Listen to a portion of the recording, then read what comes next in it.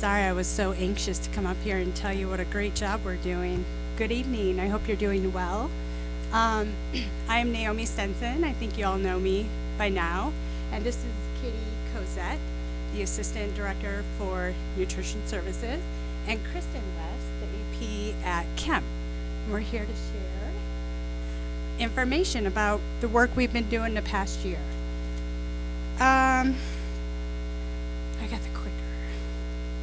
Sorry, I was talking and I thought I still had time to gather my thoughts. So, wellness policy. So just a reminder that USDA requires nutrition services and the district to have a wellness committee. I always tell people it's not a nutrition services committee, it's a district wellness committee. So it's made up of APs, principals, health department, parents, students, lots of people. So just remember that as I move forward. We revised our policy last year, and we agreed that we would give you an update annually.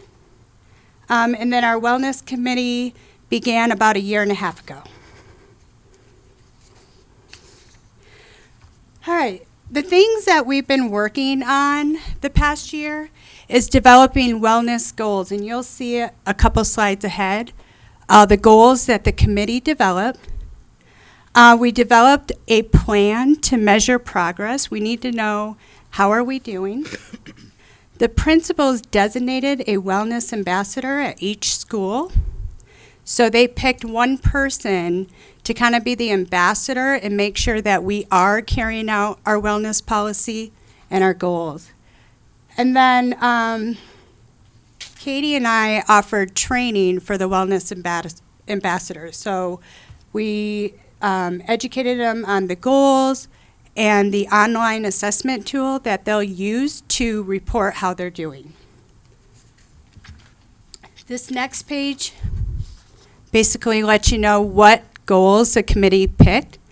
I'm not going to go through line by line unless you want me to, but I know that you got it ahead of time. But the committee decided on these goals. And what we've told our wellness ambassadors is we want for school year 17-18, we want you to work on 2 or more of these goals.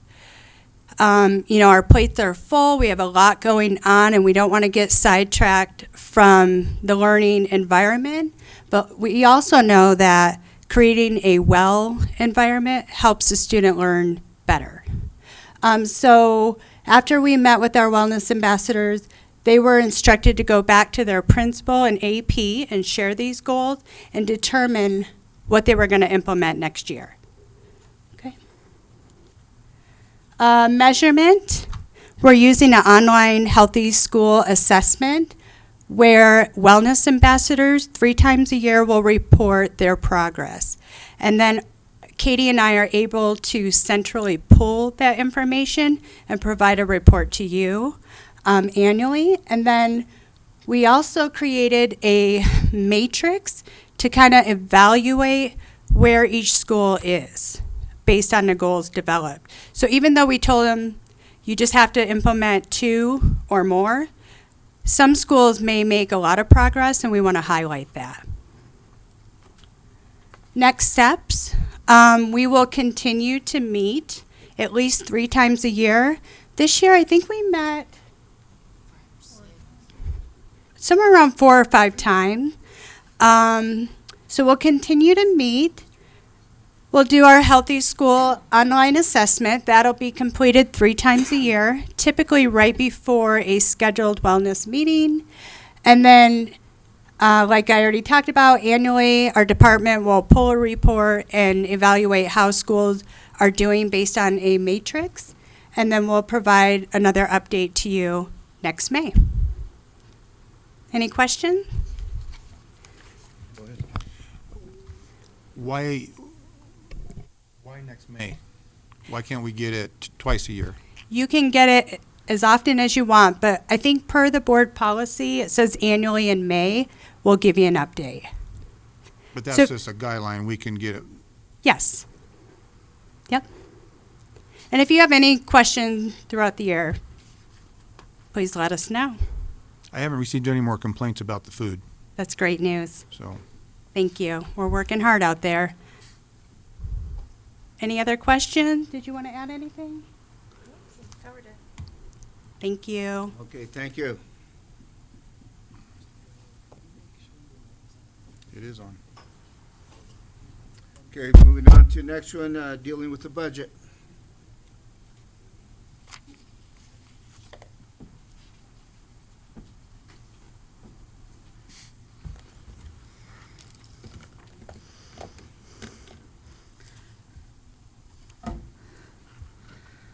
Just need to transition here real fast.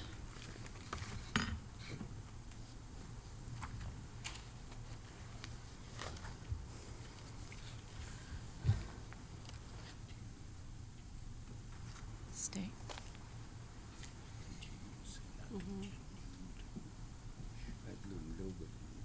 Not much.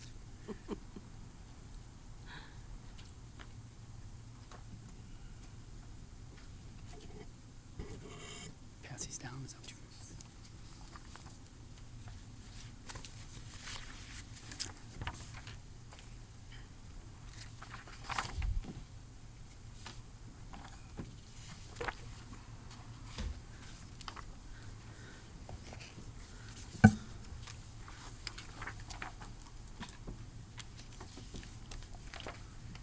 Okay, so this is a continuation of our budget conversation. And tonight, we're going to focus on the general fund and staff recommendations with some excess dollars. So I wanted to remind us of all the different stakeholders that provide input into the district in order to create a budget so that we can come before you as we continue to fine-tune our budget. I mean, the first and most important item is the School Finance Act, which currently is now back over in the Senate. They have until midnight tonight to accept the changes, and they'll go into conference between the House and the Senate.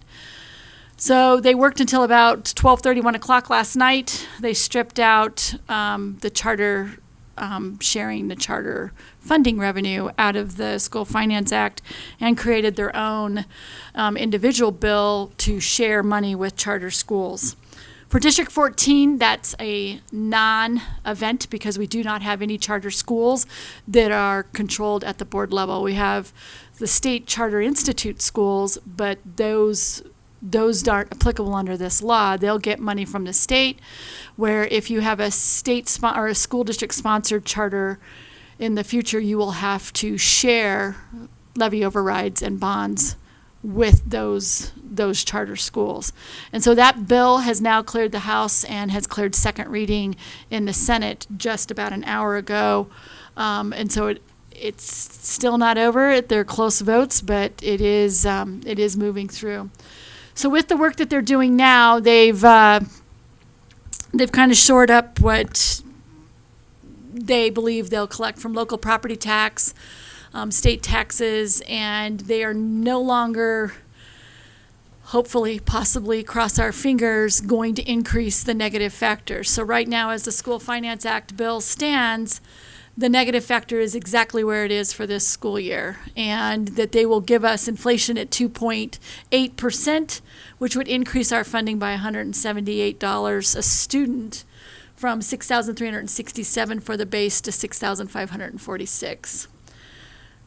Anything can happen between now and midnight, but if everything stays as it's presented right now, the negative factor will continue to be at 11.1% and not increase, which it's sad and unfortunate to say that's good news, but right now in this environment, that is good news.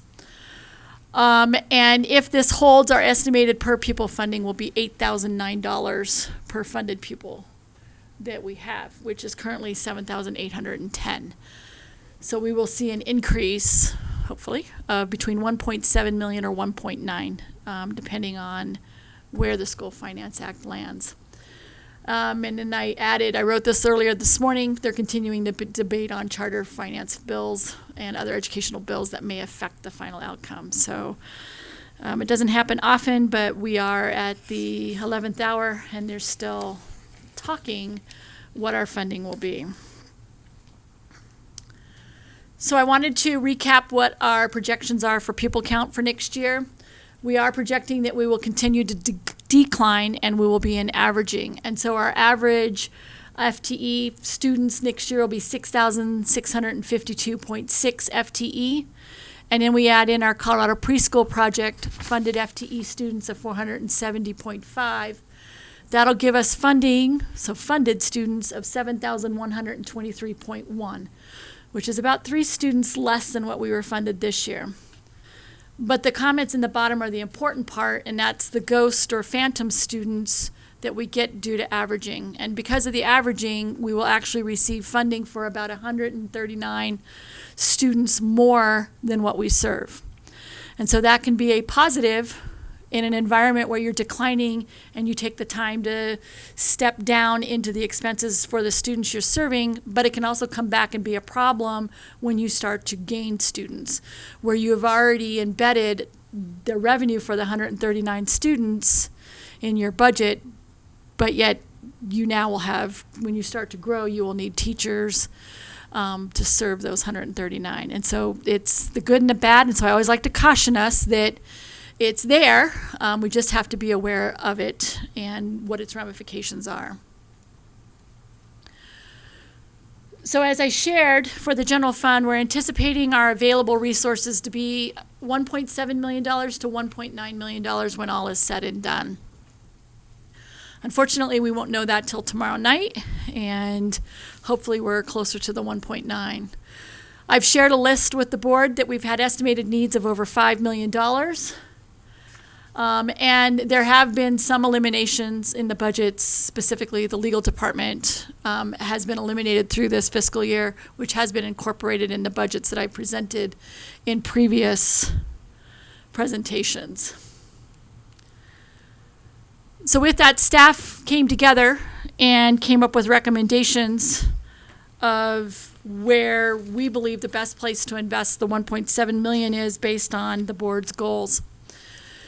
And so we are recommending that we use $2.2 million of reserves to support one-time costs with the Chromebook purchases and textbook adoption cycles. We're recommending we invest $1.35 million into salary and benefit adjustments for all family groups. We create a data enrichment opportunity for certified staff of $130,000. And we create into ongoing revenue sources a student worker program of $100,000 and increase our water utilities by $100,000. And so here it is in graph form, where the first part of the graph is from current resources, which is from our current revenue stream. We're recommending the salary benefit packages, data enrichment, student worker program, which was funded from reserves. So it goes away each year unless you reappropriate it. It wasn't inside ongoing revenue sources. So this will make it an ongoing project. Increase in our water utilities for total expenditures of 1.68. And then the use of reserves, the Chromebook implementation plan, textbook replacement cycle, and then the Colorado Preschool Project does have a little bit of carryover that has to be spent on the preschool of about $200,000 from this year. And so that will generate or use $2.4 million. I have more detail as we go through here. So at the end of this year, which is June 30th, I am estimating that our fund balance in the general fund will be $15.3 million. And this is a breakout of an estimate, and until we get the final audit, we won't know it. But we will have non-spendable fund balance, which are items that are in the warehouse. Think of cans of tomatoes, paper, reams of paper, things like that that have a value, but they don't have a cash value. That's going to estimated to be $170,000. Tabor is a taxpayer bill of rights, and they require that 3% is set aside for those fiscal emergencies, and those are defined in Constitution.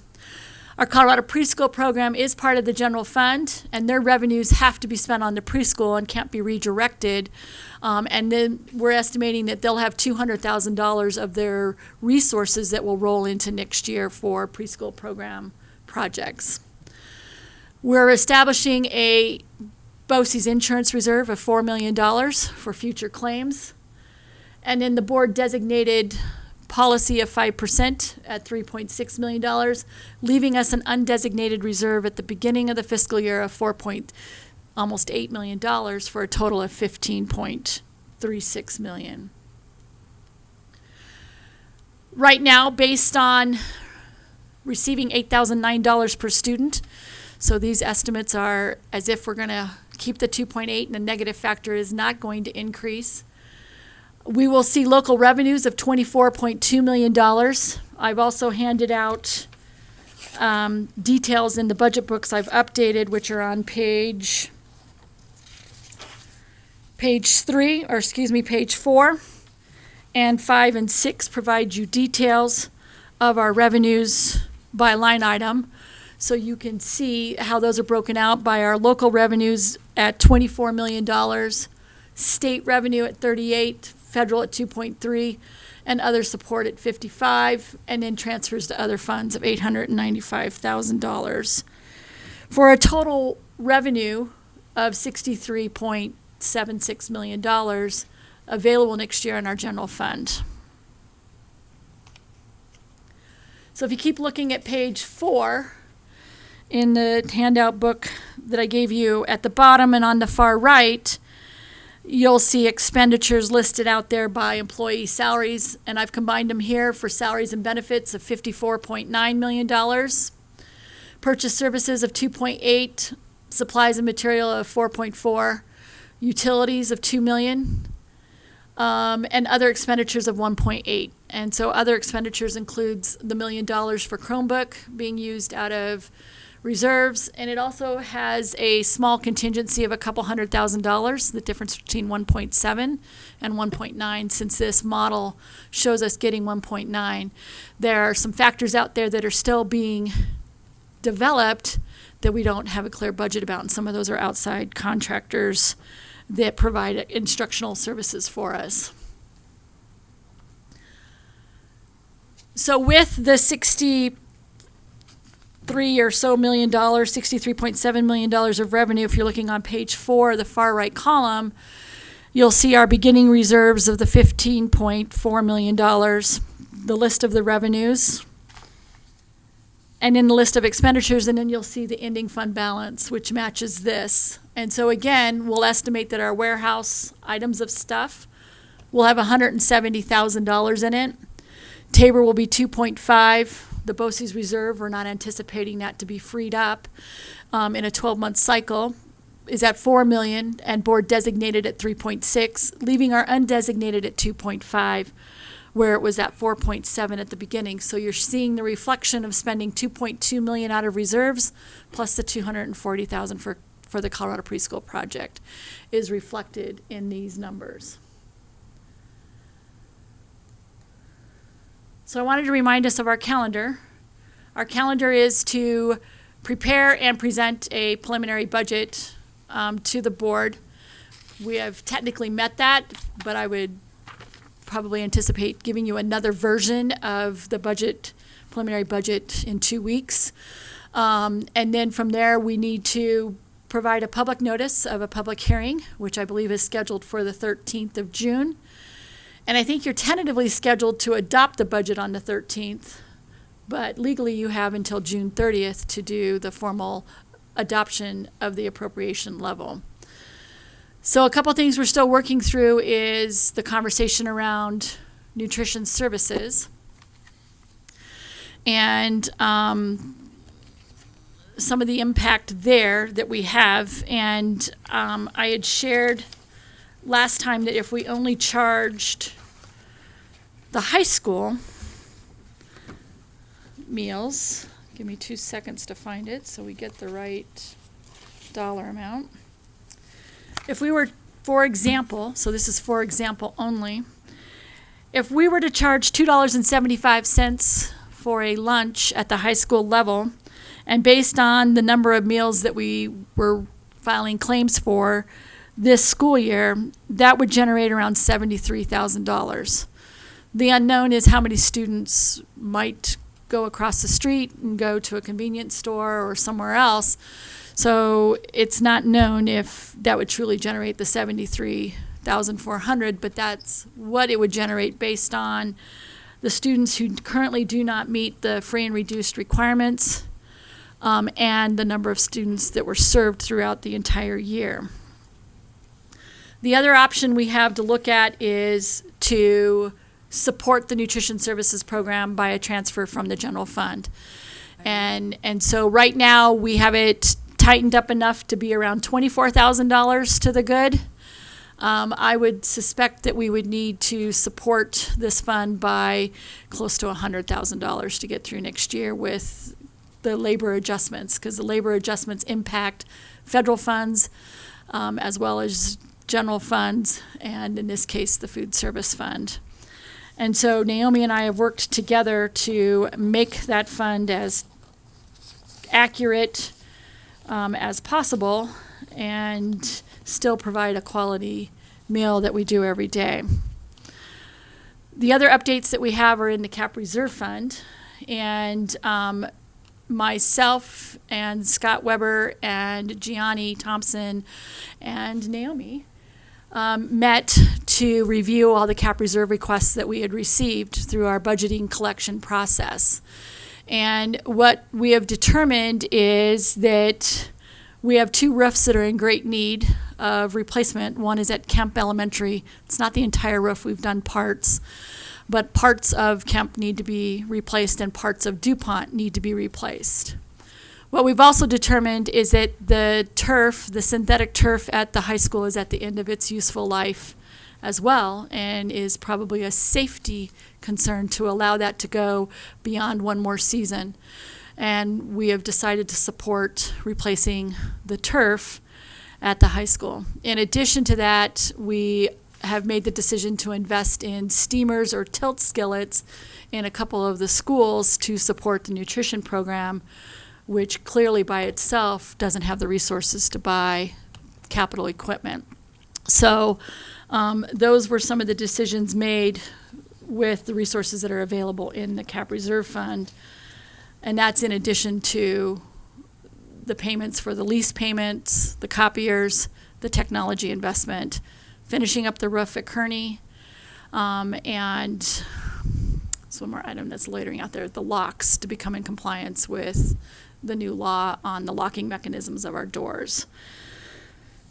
So those are the items that have changed in the last 2 weeks since we spoke. And at this point, I am happy to take questions. I have one, I guess. You mentioned some just a few minutes ago, students are allowed to leave the campus. I thought the high school was on a closed campus. I believe that's true, but how many students, what's your experience? Got to come up to the mic.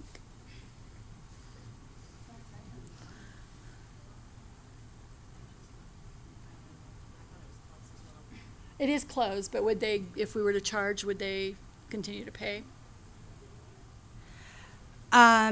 Yeah, they would continue to pay if we were closed campus, but they may choose to pack their own lunch or bring their own food. We can't guarantee that they're going to join us for lunch.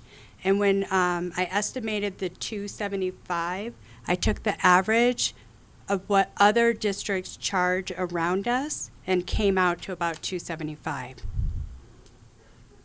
And that is guided. I was just asking, because I'll be It honest is with you, I do see a closed. lot of kids leaving the campus, and I don't know what our security's doing to keep them on campus during lunch.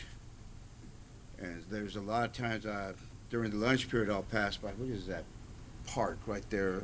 Right, Valientes. just west of Hanson Elementary. Valientes. What is it? Valientes. Valientes Park there, there's a bunch of students there during their lunch period, so I don't know what's going on. And I think if we're going to have a closed campus, then let's enforce it. If not, then just open it up. Either way, this way we know what's going on. So that's something that maybe we could take a look at, Dr. J, and see if, do we want to close campus or not? And this way they would know on the nutrition, Right. the kids are allowed to leave, or, and I don't know if they're getting in their cars and leaving. I don't know that. Are we opening up the gate, just opening up the gate for the students to leave? And I don't know the day-to-day that's something we management should of take the a school. look at. Well, I think on some of them, if they're gonna walk, they just walk to the corner and cross over. But I Yeah. think if they placed security right there at the light, Mm-hmm. see, Or the tunnel. oh, I have Yeah. one at the tunnel too. Mhm. But the problem is They we don't have used to. enough security personnel. I know they We don't have used enough to. security Well, personnel. we're supposed to have 5. Why don't we have 5? We allotted for 5 security. Mhm. So maybe that's something we should check into. And then going back, you talked about expenditure for the roof. How did it hold up yesterday? Kearney, not so well, It's because they're in even the with that new roof, we construction. still had a bunch of- I think it's because it was still under construction, and that's probably a question for operations. I don't know what the phase is and how much was covered and not covered to address that, but I am aware that Kearney took on quite a bit of water. I have questions. On your slide on page 3, available resources, it's saying eliminated the central office position of legal department. We are still paying outside legal, so it's equivalent to still having legal, but not in this building. It was the FTE that was eliminated out of the budget, so 2 positions were eliminated. There was $88,000 in supplies and materials or purchase services for outside legal, and that has been rolled into the outside legal budget. And why is the water increases going up 100,000? The water department increased the rates on water usage, and that's that's a reflection of what the district is currently paying for our water usage in the district. And you got to create a data enrichment opportunity for certified staff. Did we ever have one? The data enrichment, no, this is a program that the instructional team is developing to work on data enrichment after hours and paying curriculum rates to staff. I believe it's 8 times a year. I would need support with how many staff that is at each level or each building, but it was an opportunity for teams to work together above and beyond their workday and being paid the curriculum rate, which is negotiated in the teacher's agreement. And the $2.2 million in reserve for the Chromebook purchase, I'm confused with that. If we're not, we paying Chromebooks for the 3rd, 4th, and 5th graders at Rose Hill and Central. And we donated, we put $1 million to the side. So where is $2.2 million coming for Chromebooks? I'm lost. So it was $1 million that was that's being recognized as Chromebooks. So it's $500,000. So it's going to Chromebooks $1 million next year to the next expansion of grade levels, and then it's 1.2 for textbooks, which those two numbers equal $2.2 million.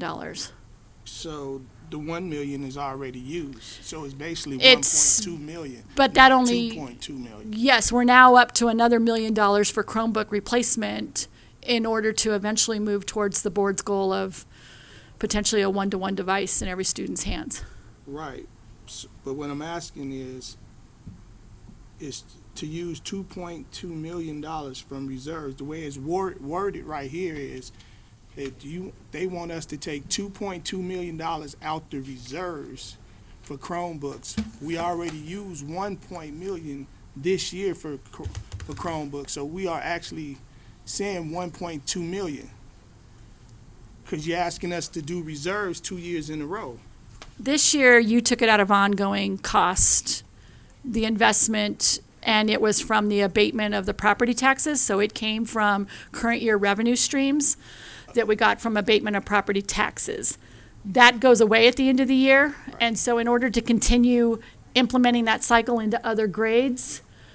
I think the graph will show it better, where at the bottom it says use of reserves. The 2.2 is broken down by Chromebooks would be invested $1 million out of reserves next year, and textbooks replacement would be 1.2. And so I probably didn't, writing 2.2 million and putting both, it didn't break it out in the words, but on the graph on the next slide on page 4 of the PowerPoint shows you that 1 million would be for the continued work on the Chromebook implementation, and then the textbook replacement cycle, which is similar to what we did this year, which was benchmark. And so next year, there's probably a need that it could be math, to buy curriculum for math, probably next spring, in order to implement in the fall of 18. So this would have to be brought up to Dr. Brago separate, because I don't want to spend the entire budget session talking about the curriculum right now, because it's I'm kind of very confused about how the dollars and cents is going from 1 year that we got $1 million out that was probated. It was actually $1 million and some change, 43,000 if I'm not mistaken. But now you're asking us in here to do Chromebooks, and it's not telling us for who we doing it for, what grades we doing it for. Now we did, and it's not saying. No, I'm following you. I'm I'm confused following you. myself. It's not telling us directly what $1 million is going for in this district, for what grade the computers is going for, who the computers is going for. It's not telling us about the books, or who it's going for, and what it's going for. It's just saying, it's just giving us money, asking us for money, and not giving us a breakdown in detail of where the money is coming from, or who it's going to and what it's going to, just to say, give you a blank check, and we just say okay with it. I'm not keen to that. So I just wanted to point out that those would probably require board approval before any purchase, because they're over the $15,000 threshold that has been established in board policy. So if there was a curriculum adoption similar to last year with benchmark at $1 million, you would see a superintendent rec before you to do that. You also saw a superintendent rec before you to purchase Chromebooks, and at that time it had more detail as well. So this is setting an appropriation level, is what the first goal is of adopting a budget, and then from there we follow the board policy in terms of what parts take action from the board versus staff have the ability to go and transact business based on board policy. I just want to make sure that we understand that, because the budget's a plan and it does adjust and changes. And know that anytime you're using reserves, board policy does require our board to approve that. So for example, if it's not going to go to Chromebooks and say it's going to go to playground equipment, myself or someone would need to come before you and get permission to redirect that to playground. It's the same as this year's adoption's use of reserves. Those items were spent as they were adopted in those categories, or they weren't spent at all. And my last question for you, Ms. Rotilla, is I'm looking at salaries and benefits for the proposed budget 17 and 18. I'm counting $54,915,061, which I added them both up. And if you go to last year actual, it was $54,209,428. That's a difference of $620,000. If we are to say that we cutting benefits and salaries in this district, I don't think we're showing it, because I have a $620,000 increase from last year to this year in salary and benefits. And you're, sorry, I've lost my way through my work. Are you looking at the detailed now? Yes, ma'am. So, and in there, those numbers should match this 54.9. And then we're estimating that we're at 41.7 and $12 million under the estimated actual column. Which is 54.9. Right, which is a little bit less, and not everybody, the estimate is based on the cost of taking a step. Even though that may not be what gets negotiated, it could be the equivalent of.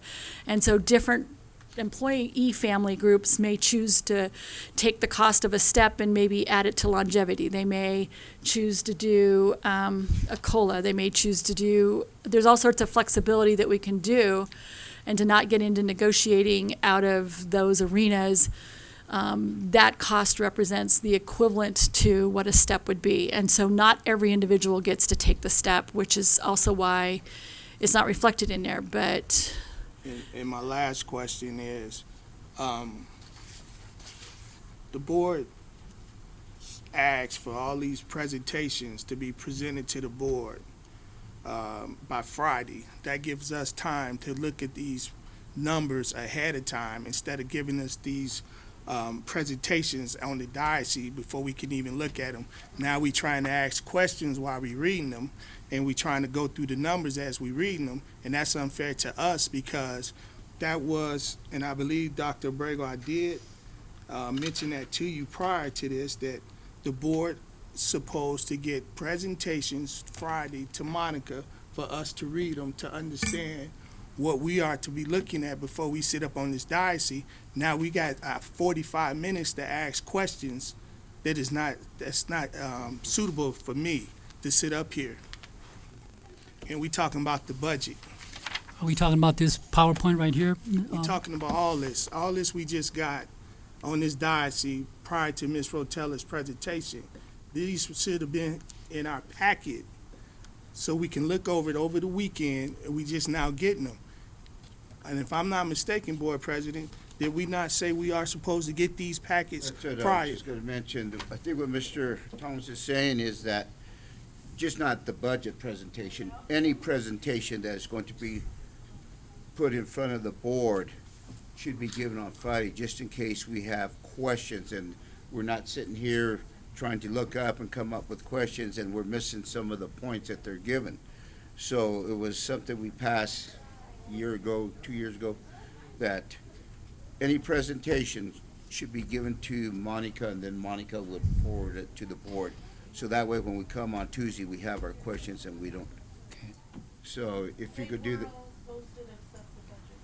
right, and it's my fault because I was just simply trying to give you the most accurate information, especially this time of year. It's moving as we're speaking, and so it's my fault. And the budget booklet's been relatively the same, and we've spoke about it before. I just tweaked the numbers that were outlined in there, but that's just my fault in an effort to try to get us the most timely information as we keep moving and trying to keep up with everything that's happening right now. I have a couple of questions. Thank you for your hard work on this, Ms. Watilla, but I really don't understand how the five of us can sit up here and really look at stuff that we need to save money on when we don't have it in front of us. Okay? I'm not going to trust other people with our community's money when it comes to eliminating staff, programs that are not needed, services that aren't needed. Okay? And I'm to the point where we should just declare a fiscal emergency and forget all about it until we get accurate numbers, because these numbers are not accurate. These are fishbowl numbers that you are projecting. Okay, I've asked for the last 4 or 5 board meetings that I want positions and salaries. Okay, haven't got it. I'm sorry, I didn't hear positions and Not you. salaries. Okay, Not I'm you, sorry. but I have requested it. Okay, I unfortunately didn't get that. We need to cut a lot of money. You've painted a dismal picture for us for the next couple of years, which is an accurate one. Okay? But we can't sit up here and make decisions without information in front of us. Okay? I don't feel I have to jump through 14 hoops to get information that I need to make a decision that affects our community and our kids. Okay? Second, please correct me if I'm incorrect. You met with a couple other senior staff members considering the roofs, the football turf field, is that correct? Yes. And the steamers and telescopes, and have made recommendations, or you've already approved those to be No, done? we're making a recommendation. It'll be in the cap reserve budget. Because there's a lot of other stuff Absolutely. that are high priority in this district, which goes back to my first comment. We can't sit up here and look at all these fishbowl numbers without having accurate information. Okay, we can do a hiring freeze, correct? Yeah, oh yeah, you can do, yep. Can we issue a emergency fiscal? No, you probably don't meet the definition of a fiscal emergency under state law. I'm not quite sure what you mean by that, but if you don't appropriate a budget, because that's the role and function you do in June, it rolls back to 95% of this year's level. Correct. So that happens automatically by default If we don't approve the budget. if you don't approve a budget, which puts you a little bit in some chaos because you're not issuing teacher contracts or any of those types I'm of to that things that are point out right there. now where I'm not voting for this budget until I see some more information on where we can cut spending, okay, to get where we need to be with Chromebooks and our kids. Our goal is our kids. And that's where I'm coming from. I'm just like Harvest. You got all these Chromebooks, you got all this money, and that's fine. I have no clue either where it's coming from or where it's going. And I know it's not your fault, No, I understand. because I have asked through our board, I've asked through Monica, okay, and I'm still not getting information that I need. And until I get that, I'm not voting for this budget. So we have about 6 weeks. There's a lot Yeah, of you work have to be till done. June 30th. Huh? Yeah, June 30th. So we have a lot of work to do, a lot of stuff we need to consider, because we're responsible up here, us five. I mean, we got attacked last week. I don't want to be attacked again for not spending money wisely. Right. And I'll tell you, I have detail behind each of these. This is up here for simplicity and obviously presentation purposes. Trust me, I'm not directing this at you No, I know you're not. I per just se. wanted to reassure you, though. I know where everybody's sitting and on where we're at pay table and the projections. What I don't know is who might leave the organization and who may come in to replace them. And that becomes that difference between what you budget and when they all come in August. And that's why it's a plan, and it adjusts as it Last goes. week I suggested that we do a spending freeze, You did. and it went on deaf ears. I'm going to suggest tonight that we incorporate a hiring freeze for anybody except principals and teachers until we know what our numbers are. We really don't know. How can I help get us to that place?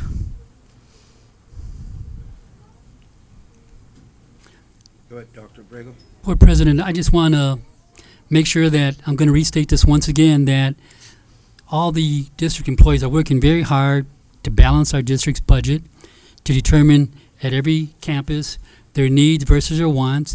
My goal as superintendent is to present to you a balanced budget that will work and accomplish everything we want for next year. So I will do that, and our team will help me attain that, and we will present a budget to you that will take care of all the needs of the district. What you will have to do is maybe tweak my proposal, but I don't believe that you should make the determination on a hiring freeze or any type of freeze unless you get that recommendation from me, because I'm looking at the numbers. I'm going to present a balanced budget to you.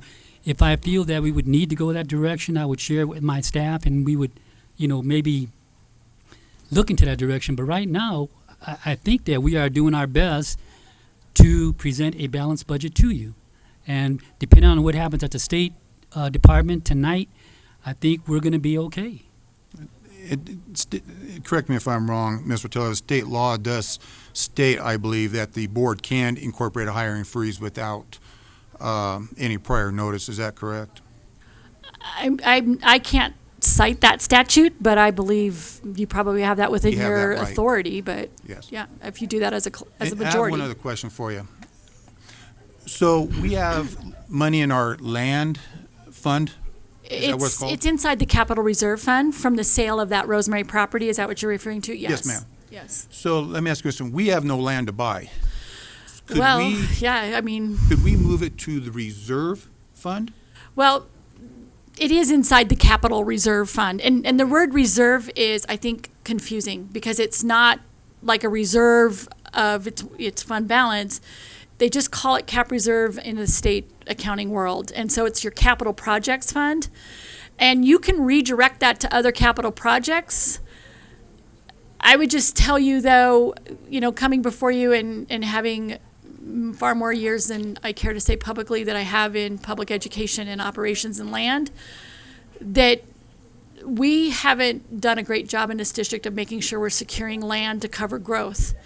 And so you have to now have money, since we sold land, to buy money, and how would you make that up if you don't have that? And it's just something to think about, because I know that the last time we went out for a bond, we didn't have a site location of where a school would go, and it was one of the factors that people had some concerns about. Where would you put it? And obviously, having been part of that process for several years, land is very limited in the core part of Commerce City, and there's not a lot of options available. Right, and we still have the old Adams City High School site. Absolutely. That's worth quite a few millions of dollars. Maybe rising daily. Exactly. So So what I'm getting at is, it's designated for land purchase. Does it have to be land purchase? Could we cover the roofs? Can we cover these 3 items that you guys this discussed? board with could that? make that decision to redirect it. I guess that's what my question is. So, and right now, until you tell us differently, I have dedicated it to go towards a purchase of a future site. And that would be the direction of this board, to tell us how you'd like to redirect it. Can you tell us how much is in there? Is it like It's about $3.6? $3.45 million, somewhere in that range. So it's the exact proceeds from the sale of, less the commission that we paid on the sale of that property.